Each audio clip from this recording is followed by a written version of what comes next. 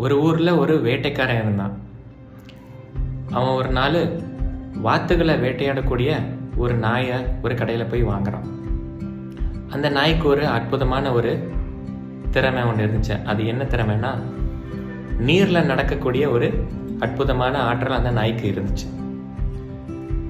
ஒரு நாள் அந்த வேட்டைக்காரன் அவனோட நாயை அவனோட நண்பர்களுக்கெல்லாம் அறிமுகப்படுத்தணும்னு ஆசைப்பட்டான். அந்த நாய் அந்த நீரில் நடக்கக்கூடிய அந்த திறமையை அவன் நண்பர்களுக்கெல்லாம் பகிர்ந்து கொள்ளணும் அப்படின்னு அவன் ஆசைப்பட்டான். ஒரு நாள் என்ன பண்ணுறான், அவனோட ஃப்ரெண்டை ஒருத்தனை இன்வைட் பண்ணிட்டு ஒரு ஏரிக்கு கூட்டிகிட்டு போகிறான். அந்த ஏரியில் நிறையா வாத்துகள் இருந்துச்சு.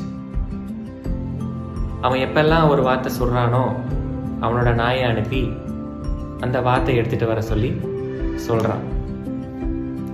பார்ப்போம் நம்ம நண்பர்கள்லாம் அந்த நாயை பார்த்துட்டு என்ன சொல்கிறாங்க அப்படின்ட்டு அவளோட காத்திருக்கான். அந்த ஏரியில் இருக்கிற ஒரு வாத்தை சுட்டுட்டு அந்த நாயை போய் எடுத்துகிட்டு வர சொல்கிறான். அந்த நாயும் அந்த நீரில் அழகாக நடந்து போய் அந்த வாத்தை எடுத்துகிட்டு வந்து கொடுக்குது. மறுபடியும் இன்னொரு வார்த்தை சொல்கிறான். அந்த நாயை போய் அந்த வாத்தை எடுத்துகிட்டு வர சொல்கிறான். அந்த நாயும் மறுபடியும் நடந்து போய் அந்த வாத்தை எடுத்துகிட்டு வந்து அவங்ககிட்ட கொண்டு வந்து கொடுக்குது. இதே மாதிரி நிறைய வாத்துக்களை சொல்கிறான். அந்த நாயும் ஒவ்வொரு தடவை அந்த நீரில் நடந்து போய் அந்த வாத்தை கொண்டு வந்து அவங்ககிட்ட கொடுக்குது. கொஞ்ச நேரம் கழித்து அவன் நண்பன் அந்த நாயை பற்றி என்ன சொல்லுவான்ட்டு அவளோட காத்துட்ருக்கான். ஆனால் அவன் நண்பன் வந்து அந்த நாயை பற்றி வாயவே திறக்கலாம். கொஞ்ச நேரம் கழித்து அவனையும் கேட்குறான் அவன் நண்பன்கிட்ட, இன்னைக்கு என் நாயை பற்றி ஏதாவது புதுசாக ஏதாவது கண்டுபிடிச்சியா அப்படின்னு அந்த வேட்டைக்காரன் அவனோட நண்பன்கிட்ட கேட்குறான். அதுக்கு அந்த வேட்டைக்காரனோட நண்பன் சொல்கிறான், ஆமாம், உன்னோட நாய்கிட்ட இன்னைக்கு ஒன்று கவனித்தேன். உன்னோட நாயினால் நீச்சலே அடிக்க முடியல அப்படின்னு அந்த வேட்டைக்காரனோட நண்பன் அந்த வேட்டைக்காரங்கிட்ட சொல்கிறான்.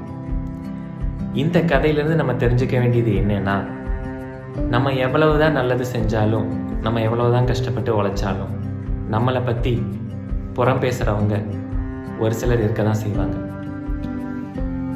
எப்பெல்லாம் நம்மளை பற்றி பாசிட்டிவாக பேசுகிறதுக்கு ஒருத்தன் உருவாகிறானோ, அதே சமயத்தில் நம்மளை பற்றி இகழ்ந்து பேசுகிறதுக்கும் ஒருத்தன் உருவாயிட்டான். ஒரு சில பேர் நமக்குள்ளே இருக்கிற நெகட்டிவ் மட்டும் ஐடென்டிஃபை பண்ணிவிட்டு அதை ஸ்ப்ரெட் பண்ணிகிட்டே இருப்பாங்க. நம்மளோட பேரை கெடுக்கிறதுக்கு ட்ரை பண்ணிக்கிட்டே இருப்பாங்க.